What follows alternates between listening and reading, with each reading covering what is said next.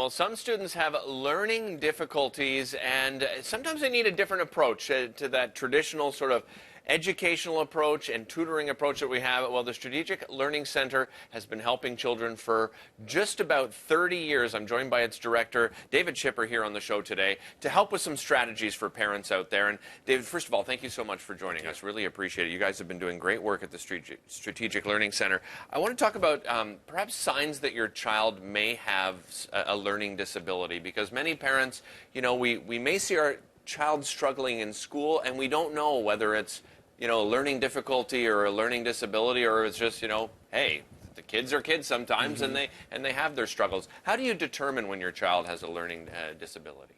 So let me take you through a day in the life of a child. So the child wakes up and the child doesn't want to go to school, complaining of a stomach ache, for example.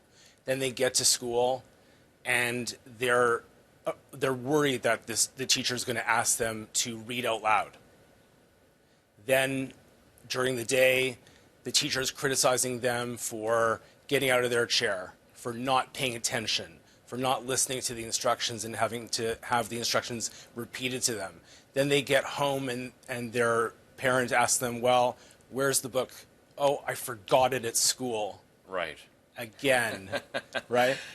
So some fairly simple signs that maybe we wouldn't necessarily recognize as a learning disability right off the top. You mentioned school, you know, and that situation where the teacher is communicating with your child. Let's talk about a parent. How do I properly communicate with the school if I feel that perhaps my child has a learning disability?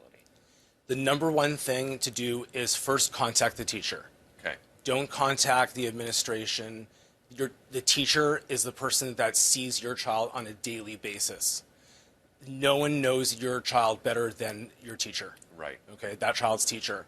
So just schedule a time to speak with them, whether it's after school or maybe a phone conversation in the evening.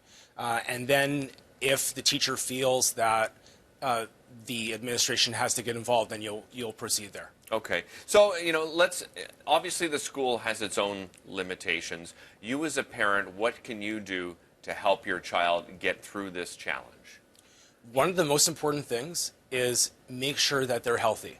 That means getting 8 to 11 hours of sleep every night, depending on how old they are. That means eating properly, eating breakfast. You'd be amazed at how many children do not eat breakfast before they go to school. When I was doing a stage, when I was a student teacher, I taught at a school where not one student ate breakfast before they came to school. Imagine learning on an empty stomach until 12 o'clock every day. Makes a huge Pretty difference. hard to do. We're going to be talking about that a little bit later on the show. Actually, Share the Warmth has a wonderful school program helping kids, you know, for this very reason. How do you identify your child, sort of how your child learns best? What are some of the things you should look for to help your child learn better? So a lot of children struggle on the auditory side. So for example, let's say the teacher says, okay, class, I want you to put away your blue Hilroy, open up your red binder, turn to page 13, and do questions 5, 7, and 9. Well, some students, well, which color binder does she want me to grab? Right? Forget about what page number or what examples to do, right? So they could have what we call an auditory processing issue, where they're just not processing what they hear at the same speed that the teacher is giving it to them.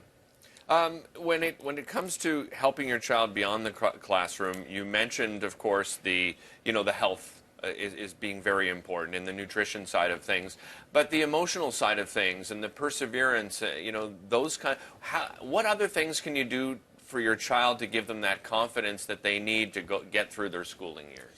As a parent, it's tempting to criticize, but what I would say is praise them for what they can do and don't focus on what they cannot do. As a child gets older, their self-esteem issues, and so they have thoughts, negative thoughts all the time. I'm stupid. I'm never going to understand math. I'm never going to be able to read like other people can. It just becomes more and more pronounced as time goes on.